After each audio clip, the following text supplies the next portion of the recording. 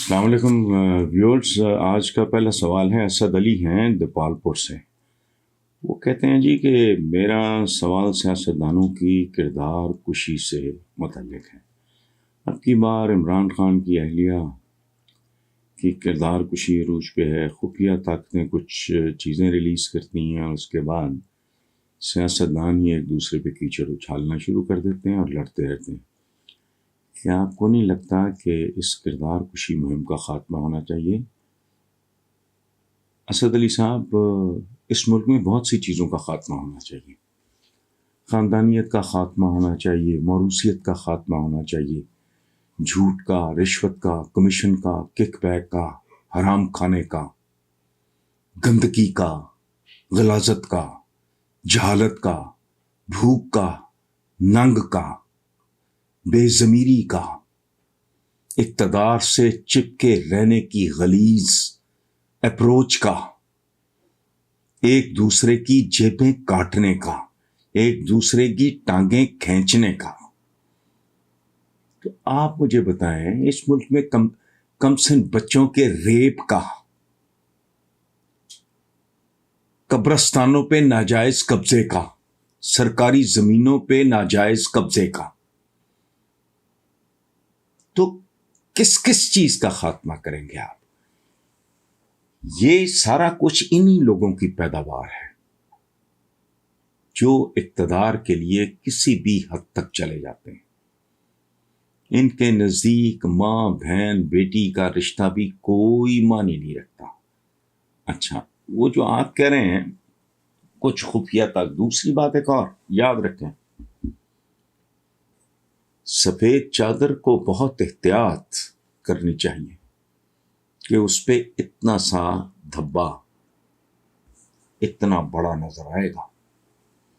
کالی چادروں کی خیر ہے. سیاستدان کو سفید چادر کی طرح اجلا ہونا چاہیے، اور بہت فون پہ بات کرتے وقت، ڈیل کرتے وقت، کچھ لیتے دیتے وقت، بات کرتے وقت انہیں بہت سارے جواز ایک تو فراہم کر دیے جاتے ہیں. دوسرے، آپ بات کر رہے ہیں کہ جی ہاں آپ کا آخری جملہ تھا سیاستدانوں کو ایک. او بھائی، کتوں کو کبھی لڑتے دیکھا ہے جب ہڈی میدان میں ہو؟ بتائیں، یہ وہ کلاس ہی نہیں ہے، یہ وہ لوگ ہی نہیں ہیں. It is another community. اور قوم کو اخلاقی طور پہ بھی تباہ، اقتصادی طور پہ بھی تباہ انہی نے کیا ہے. یہ ہوتے رونا دیکھ کے بچے پھر. کبھی معراج خالد صاحب کے بارے میں سنا تھا؟ کبھی نوابزادہ نصر اللہ صاحب کے بارے میں اس طرح کی بات سنی تھی؟ کبھی جتوئی صاحب کے بارے میں سنا تھا؟ حالانکہ وہ فیوڈل تھے. تو خورشید حسن میر، یہ اللہ آپ کا بھلا کرے، قائد کے بارے میں سنا تھا؟ یہ نون لیگی تو لیگی ہیں، بالکل مصنوعی، ٹوٹل جھوٹ. جب قائد اعظم زندگی موت کی جنگ لڑ رہے تھے اور ساتھ ساتھ اپنی زندگی موت کی ذاتی، اور ساتھ ساتھ تو اس ملک کے قیام کی جنگ لڑ رہے تھے، یہ کون لوگ تھے؟ کہاں تھے یہ؟ ان کے بزرگ کیا تھے؟ ان کی کنٹریبیوٹ کچھ بھی نہیں. نون لیگ، مسلم لیگ نون، وہ تو لوگوں کو ڈوب مرنا چاہیے کہ یار یہ کدھر سے آ گئے ٹھگ، یہ مبالی کدھر سے آ گئے، کیا کلیم ہے ان کا؟ ٹھیکیدار.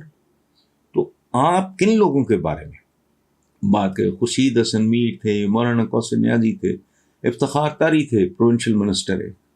وہ بندہ گنڈا مشہور تھا، چونکہ وہ مار دھاڑ شارٹ ٹیمپرڈ آدمی ہوگا. ہم تو خود اس وقت بچے تھے.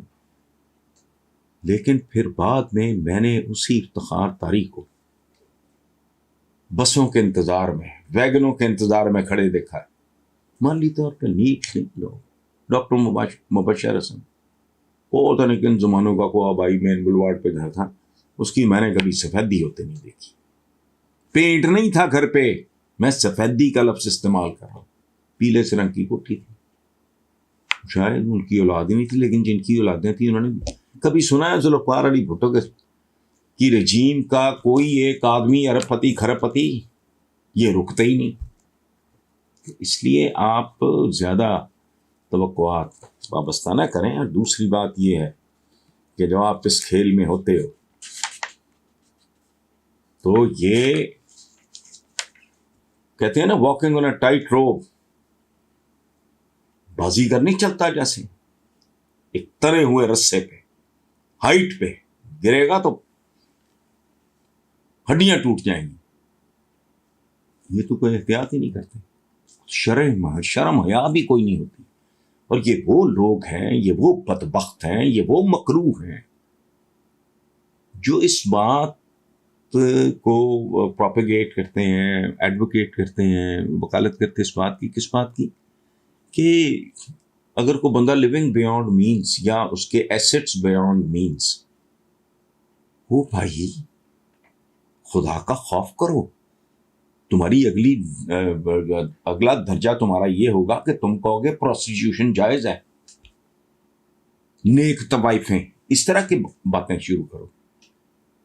ایک آدمی جو جسٹیفائی نہیں کر سکتا 2-4-5% کی اونچ نیچ ہو سکتا، وہ ان کی تو وہ بھی نہیں ہوتی، کیونکہ ان کی ملز، پلانٹس، فیکٹریز یہ وہ چل رہے ہوتے ہیں، تو ان کے پاس چارٹرڈ اکاؤنٹنٹ سارا کچھ ہوتا ہے. لیکن میں کہتا ہوں اس میں بھی آپ 2-4-5% چھوٹ.